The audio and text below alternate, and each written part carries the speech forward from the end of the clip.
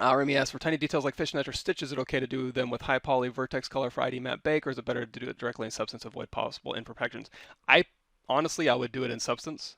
It's the same thing I would do. Anything that's not going to break the surface. I did it in ZBrush just to kind of show you how it works, but I would do it in Substance. Anything that's not going to break the form, like if it's going to be baked into, if you would bake it into a displacement map because it's going to actually modify the geometry, then I would say do it in ZBrush. Or if you're going to build a game res and it's actually going to be building that detail in, do it in ZBrush. If it's just going to be a surface texture that's not going to break the forms, then I would just do it in Substance. And that goes for all sorts of details. So like little greebly, little screw ports or anything like that that aren't going to break the, or stitches. Like if you're doing a lot of cloth stitching in here, do it non-destructively. And I can show you that real quick. So for example, if we go in here, let's go ahead and just, you know what, we can use this. So I'm going to use this layer here. We'll call this stitches.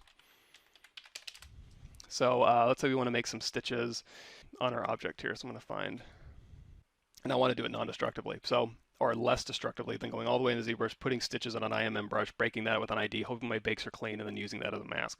So instead of doing that, what we're going to do is add a black mask, and then on this black mask, we can paint with, say, for example, elemental stitches.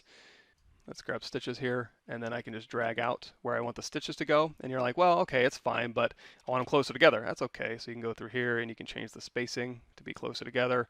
And also, you know what? I want some height. That's okay. Just go to here and you can add some height. So you can make it increase that height, and then when you go through here and you paint, it's going to be height. And it's like, oh, it's too much height. Well, don't redraw it out. All you got to do is go back to this layer, and you can adjust the height on the fly, or you can even sync it in a little bit if you want to. Also, if you want to make the base color a different color, you can make it, let's put in like blue stitches. And we can change the metallicity, we can make the roughness, we can make it rougher or shinier or less shiny. Again, change the height on the fly at any time, and you're good to go. And you're always going to get a very clean mask because if you hold down Alt and tap, you're painting that on there. So there's that. Yeah, so this is how I would do anything that doesn't change that detail, or it doesn't change the form. It's not going to be built. I'm not going to go through here and retopologize those stitches in. It's just going to be baked into the normal. So in this case, just do it in Painter. If you want to embed those a little bit more, you can actually you can hit Control D to duplicate this off. We'll call this stitches. And I got this from Tony Reynolds. You can go through here and you can say, okay, on this layer, I only want to affect the height. So I'm going to turn off all these channels except for height. And I'm going to sync this in. And I'm also going to, on this, you can see I'm taking this mask. I'm going to right click and I'm going to say add a generator, not a generator, add a filter. And on this filter, I'm going to blur that out.